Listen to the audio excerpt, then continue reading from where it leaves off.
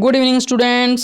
इससे पहले class 9 Sanskrit half yearly exam का सैम्पल क्वेश्चंस का खंड क और खंड ख का क्वेश्चन आंसर हम डिस्कशन किए थे। अगर वो वीडियो तुम लोग नहीं देखे हो तो प्लेलिस्ट में वो वीडियो मिल जाएगा, वहीं पे देख लेना, ठीक है। नहीं तो इस वीडियो के लास्ट में वो वीडियो मिल जाएगा।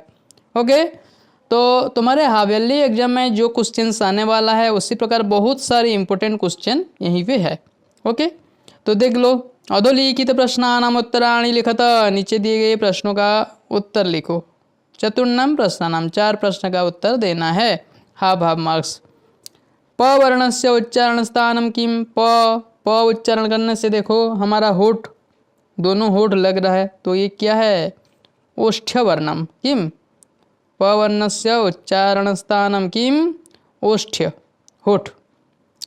हरिन पदे कः वर्णः कंठ्यः वर्तते, हरिन इस पद में कौन सा वर्ण कंठ है, मतलब कंठ से निकलता है। ह क्या है? अकुह विसर्जनीयानाम कंठ, ठीक है। और उसके बाद कु मतलब क ख ग घ ङ, उसके बाद ह, इन वर्णों का उच्चारण स्थान होता है कंठ। तो ह उच्चारण करके देखो, कंठ से निकल रहा है ना, ह। नेक्स्ट, पश्यन्तु इति पदे कस्य स्वरस्य उच्चारण स्थानम ओष्ठो वर्तते। पश्यन्तु इस पद में किस स्वर का उच्चारण स्थान?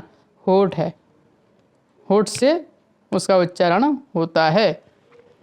तो पहला अक्षर है प, देखो दोनों होठ लग रहा है, ओष्ठ्य वर्ण, ठीक है। उच्चारण स्थान में ना अगर कोई नंबर आएगा, उच्चारण करके देख लेना, पता चल जाता है कौन सा होठ है, कौन सा दंत्य है। दांत में अगर जीवा टच होता है वो दंत्य वर्ण, होठ लगता है तो ओष्ठ्य वर्ण, कंठ से निकलता है तो वो कंठ्य वर्ण है।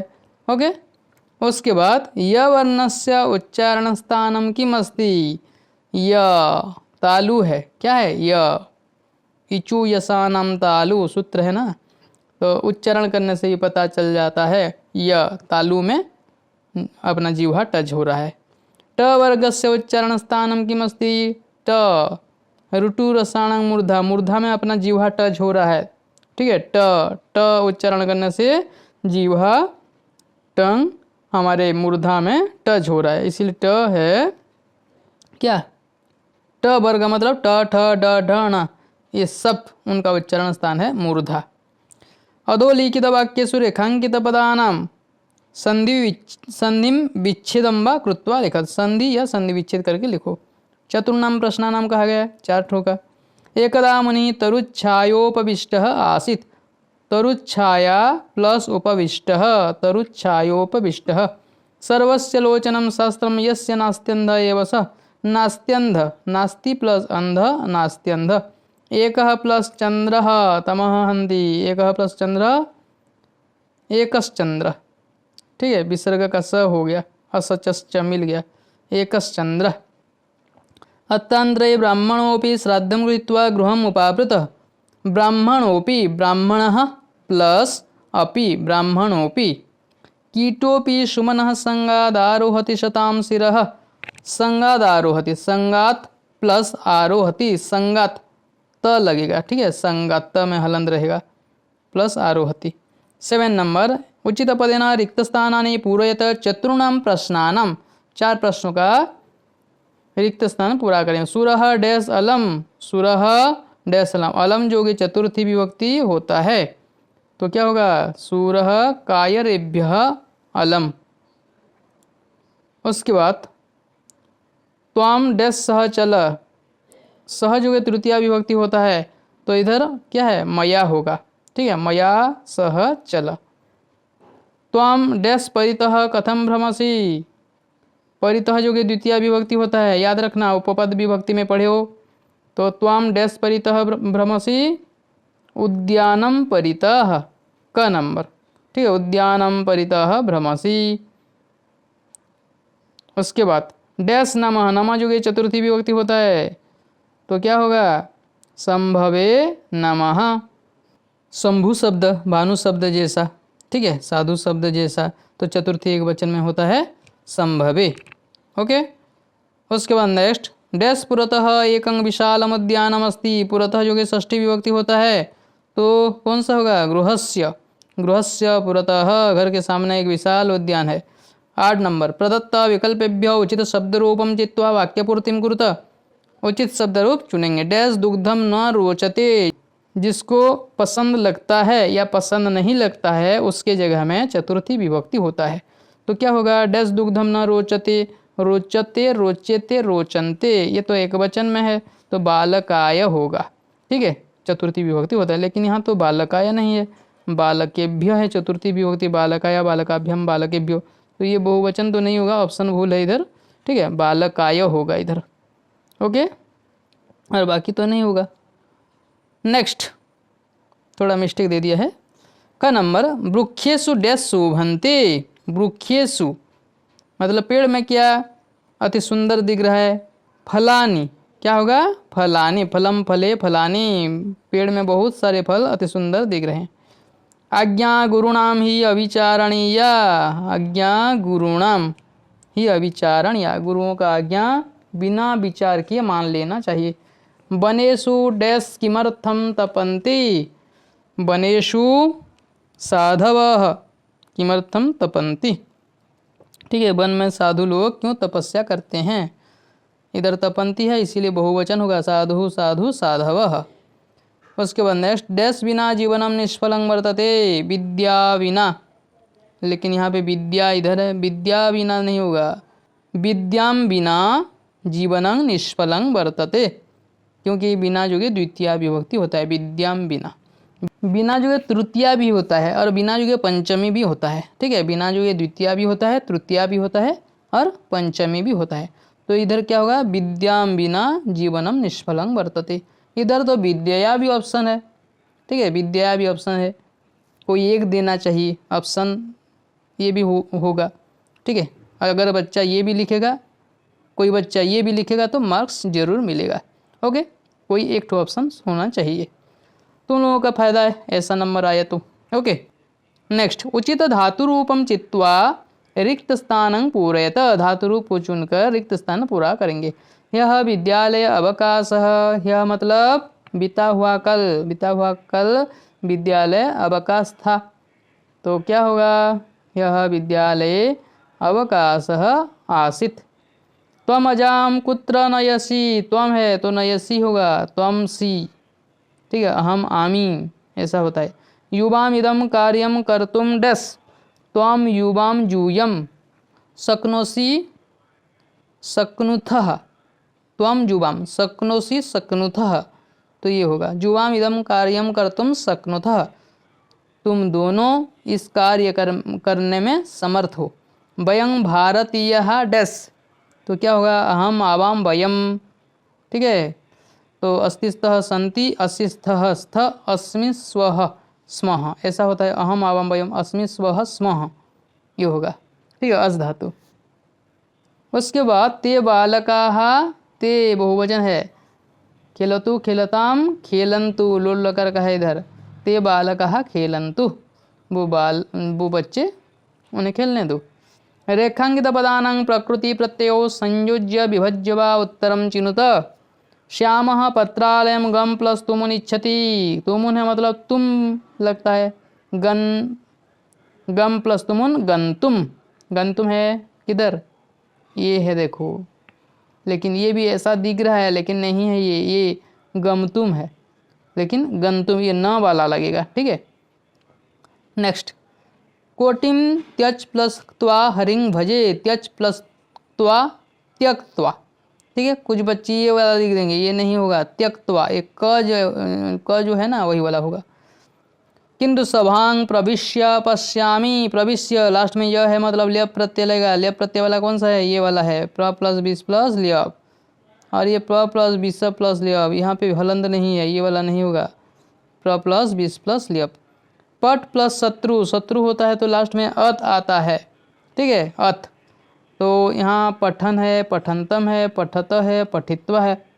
ठीक है, तो कौन सा होगा, पठत, पट प्लस शत्रु पठत होता है, लेकिन उसका शब्द रूप होता है पठन, पठंतो, पठंतः, ऐसा होता है। तो पठन है क्या, देखो यही होगा, ये तो पठत है, अगर हलंद होता तो यही हो जाता। ठीक है, लेकिन ये नहीं है, अगर हलन दिया होता तो ये वाला नहीं दिया होता, ये पठन वाला। ठीक है, पठत शब्द रूप का पठन पठंतो पठंतः ऐसा होता है। ठीक है, एक तो धातु रूप है पठति पठतः पठन्ते, वो अलग है, लेकिन पठत एक शब्द रूप भी होता है जिसका रूप चलता है पठन पठंतो पठंतः पठंतम पठंतो पठतः पठता पठद्भ्यम पठद्भि, इस प्रकार होता है। 11 नंबर, मंजुषातः उचितम अव्ययपदम चित्वा रिक्त स्थानानि पूरयत। मंजुषा से उचित अव्यय को चुनकर रिक्त स्थान भरेंगे। डैश छात्राः पादपान सिंचन्ति। इतस्ततः छात्राः पादपान सिंचन्ति। इधर उधर बच्चे पेड़ों में क्या जल सिंच रहे। डैश अन्नम तथा शरीरम, यथा अन्नम तथा शरीरम। उसके बाद निर्जन स्थाने रोदनम वृथा भवति। निर्जन जगह में रोना वृथा है, ठीक है, बेकार है। डैश अशोकः राजा भवत्। पूरा अशोकः राजा भवत्, पूरा मतलब बहुत पहले। मधुरभाषिणी वाणी डैश पुरुषं प्रह्लादयति। मधुरभाषिणी वाणी एव पुरुषं प्रह्लादयति। मधुरभाषिणी वाणी पुरुष को आनंदित करता है। खंड घ, अधोलिखित गद्यांशं पठित्वा प्रदत्त प्रश्नानाम उत्तराणि संस्कृतेन लिखत। इसको पढ़ के नीचे दिए गए क्वेश्चन का आंसर करना है। एकदा असौ मुनिः क्वापि नगरे एकं ब्राह्मण गृहं प्राप्य तद गृहिणीं भिक्षाम याचत। एक बार एक मुनि कोई एक नगर में गए, ब्राह्मण घर में, और वहाँ पे पहुँचकर वहाँ जो गृहिणी थे उनको भिक्षा मांगे।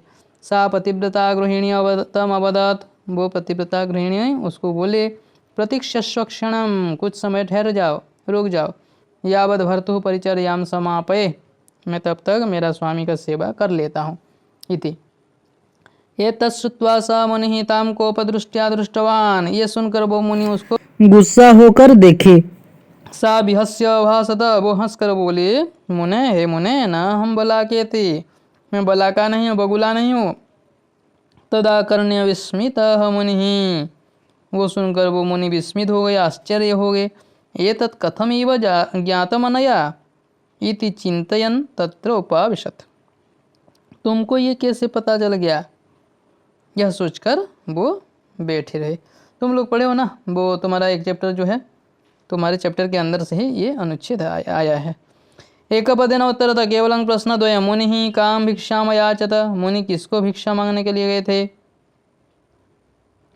देखते हैं, इधर आंसर है। तो एक पदेन बोला है तो गृहिणीम क्या होगा, वो गृहिणी को भिक्षा मांगने गए थे। मुनि गृहिणीम कथम दृष्टवान। मुनि गृहिणी को कैसे देखे। कोपदृष्ट्या। कह भिक्षाम याचत, क्या होगा, कौन भिक्षा मांगे थे, ब्राह्मणः। ओके, ब्राह्मणः। उसके बाद पूर्ण वाक्य न केवलं प्रश्नद्वयम् उत्तरतः। गृहिणी विहस्य मुनिम किम अवदत्। वो गृहिणी हंसकर मुनि को क्या बोले।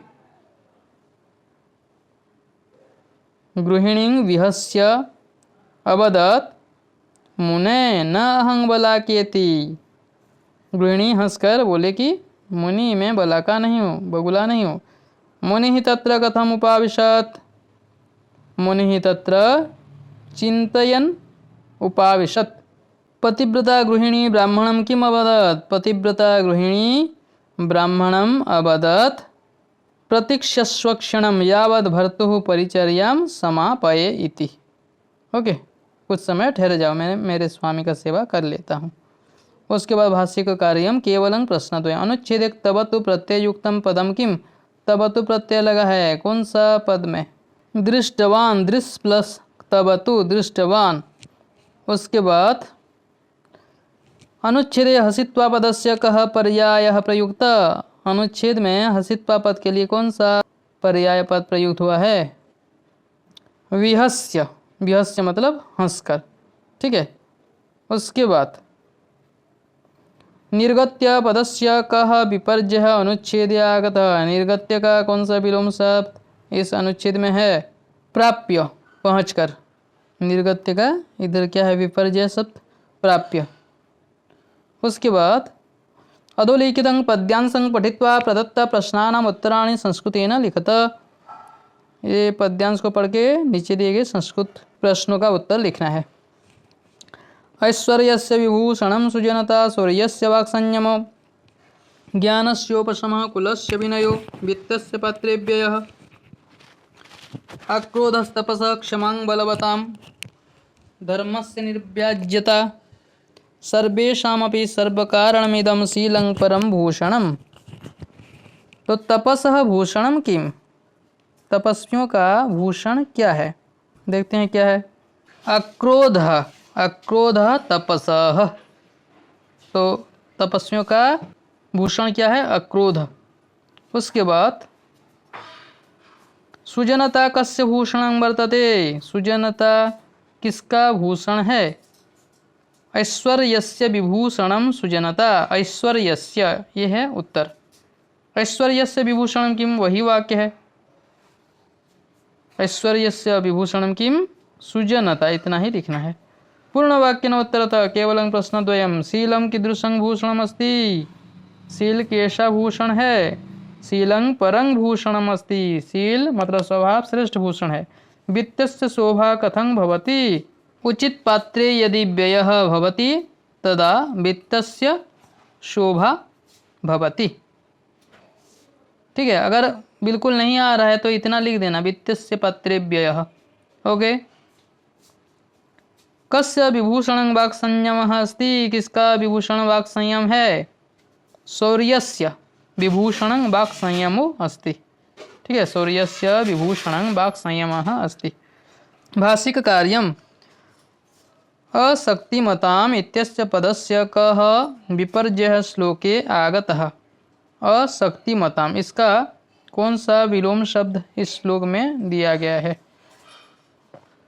अशक्तिमताम् मतलब जो शक्तिहीन है, तो उसके लिए विलोम शब्द क्या है, बलवताम, बलवान। ओके। नेक्स्ट, श्लोके शांति इति पदस्य कः पर्यायः प्रयुक्तः वर्तते। इस श्लोक में शांति पद के लिए कौन सा पर्याय शब्द प्रयोग हुआ है। उपशमः, शांति के लिए एक शब्द प्रयोग हुआ है, वो है क्या, उपशमः। ज्ञानस्य उपशमः, ये जो है ना, तो ये है उपशमः, वो शांति का पर्यायवाची शब्द है। अस्मिन् श्लोके कूलस्य इति पदस्य प्रसंगानुसारम अर्थम लिखत। इस श्लोक में कूल के लिए प्रसंग अनुसार एक अर्थ लिखो। कुलस्य मतलब होता है वंशस्य। ठीक है। उसके बाद अधोलिखितम नाट्यांशं पठित्वा प्रदत्त प्रश्नानाम उत्तराणि संस्कृतेन लिखत। नीचे दिए गए नाट्यांश को पढ़कर इस नीचे दिए गए क्वेश्चन को उसका आंसर करना है। प्रताप साश्चर्यम, आश्चर्य के साथ, किमिदं भवान करोति, आप ये क्या कर रहे हो। ना हम दत्ताम संपत्तिम पुनः आददामी, मैं दिया हुआ संपत्ति को फिर नहीं लेता हूँ। भामसाह, सभी ने विनय के साथ, गृह्यताम भगवान, आप ले लीजिए भगवान। देशम धर्मम च रक्षितुम, देश और धर्म की रक्षा के लिए तुम्हारा विजयताम स्वदेश पाठ से ये आया है। प्रताप धन्योषी मंत्रीवर्य, मैं धन्य हो गया मंत्रीवर, मैं धन्य हो गया मंत्रीवर। तदिया जननी धन्य, तुम्हारा जननी धन्य है। सुकुले जातोसी, तुम उत्तम कुल में जात हुए हो, जन्म हुए हो। 12 वर्षाणि यावत् 25 सहस्र सैनिकानां पालयित्री संपत्तिम अवलोक्य सैनिकान् प्रति। 12 वर्षाणि 12 साल तक, 25 सहस्र मतलब 25,000 सैनिकों के लिए पालन पोषण करने के लिए जितना संपत्ति चाहे उतना संपत्ति को देखकर वो सैनिकों को बोले, अस्मिन्नेव क्षणे स्वदेशं परतंत्र्यात् मोचयितुं योत्स्यामः, अभी ही चलो हमारे देश को परतंत्र से मुक्त करने के लिए युद्ध करेंगे। भामसाहम अभिलक्ष्य, भामसाह को देखकर सखे, हे ही गाढ़ं परिस्वजस्व माम, आओ मुझे आलिंगन करो। उभौ सस्नेहं परस्परम आलिंगतः, वो दोनों स्नेह के साथ परस्पर आलिंगन किए। भामसाहस्य का धन्य, भामसाह का क्या धन्य है, तो क्या होगा, जननी। भामसाहस्य जननी धन्य, तो यहाँ एक पदेन बोला है तो केवल जननी लिख देना है।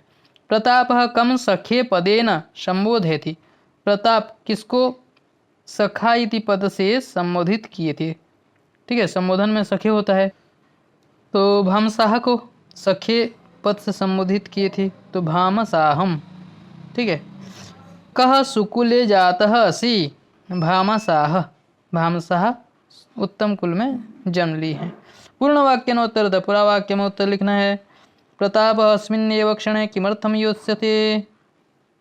प्रताप अभी ही क्यों युद्ध करने के लिए जाएंगे?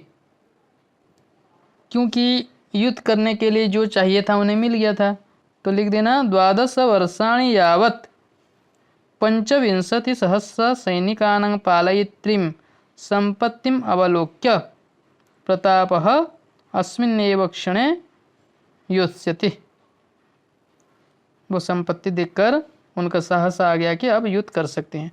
प्रतापः कीदृशीं संपत्तिम न पुनः आददाति। प्रताप कैसा संपत्ति फिर नहीं लेते। प्रतापः दत्तां संपत्तिं पुनः न आददाति। कः अनुगृहीतः अस्ति? कौन अनुगृहीत हुए? कौन? प्रतापः अनुगृहीतः अस्ति। प्रताप अनुगृहीत हुए। भामसाह अनुगृहीतः अस्ति। भामसाह अनुगृहीत हुए। ठीक है, इधर दिया गया है। ओके।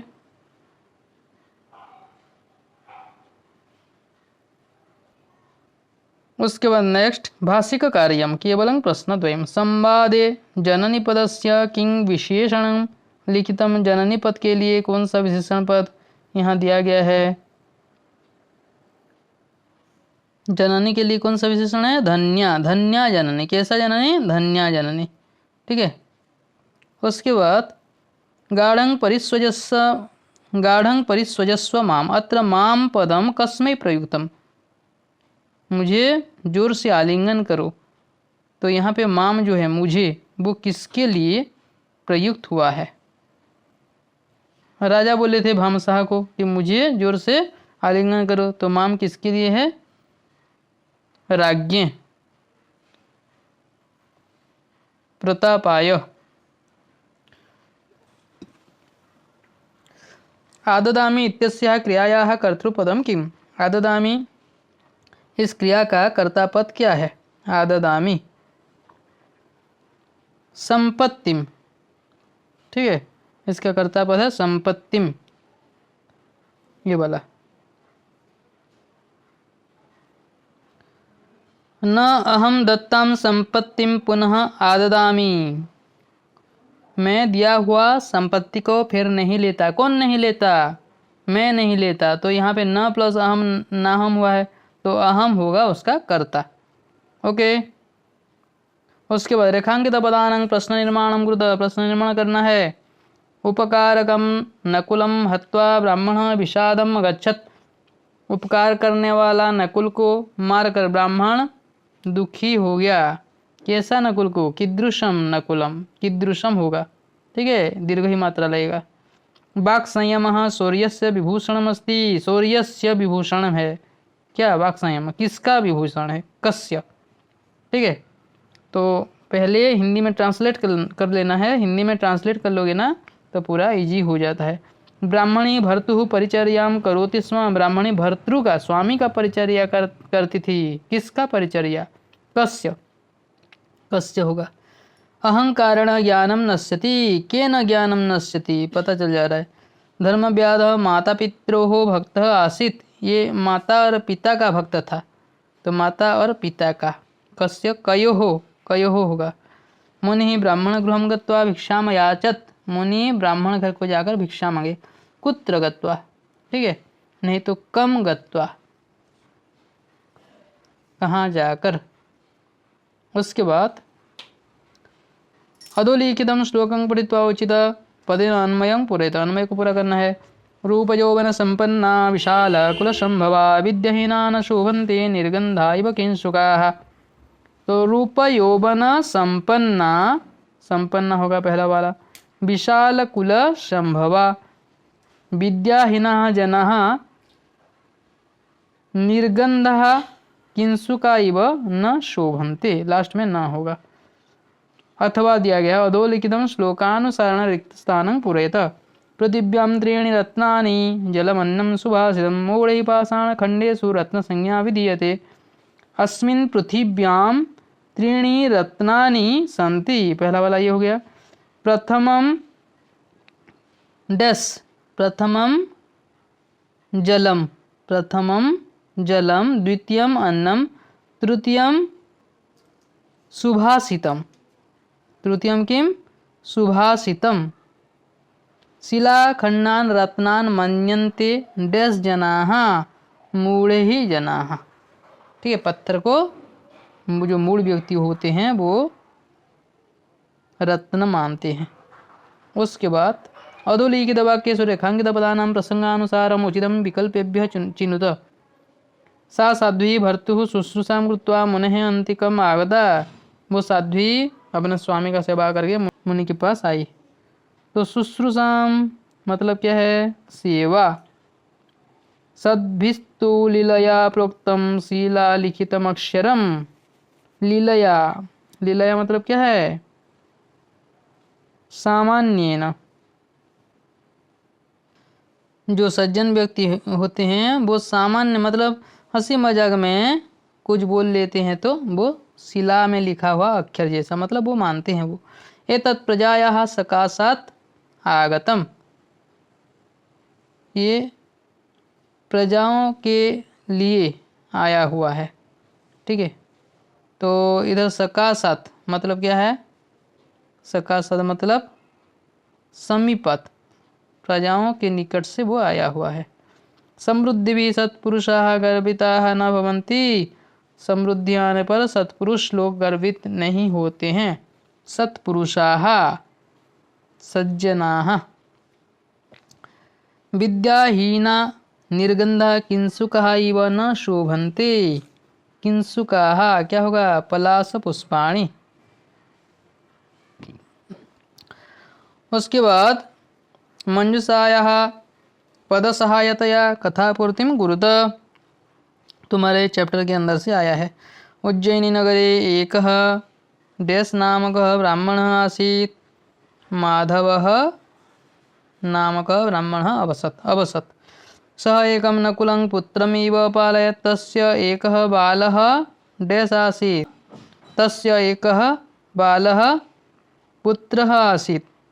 एक छोटा पुत्र था, शिशु पुत्र था। ठीक है, उसके बाद एकदा तस्य पत्नी अपत्यस्य, एक बार उसका पत्नी अपत्य का डैश ब्राह्मणं नियोज्य स्नानं कर्तुं गता। अपत्यस्य रक्षार्थम, ये वाला 3 नंबर होगा। अपत्य का रक्षा करने के लिए ब्राह्मण को नियोजन करके स्नानं कर्तुं गता। अत्रांतरे माधव डैश श्राद्धं कारयितुं नृपेण आमंत्रितः। अत्रांतरे माधव क्या होगा?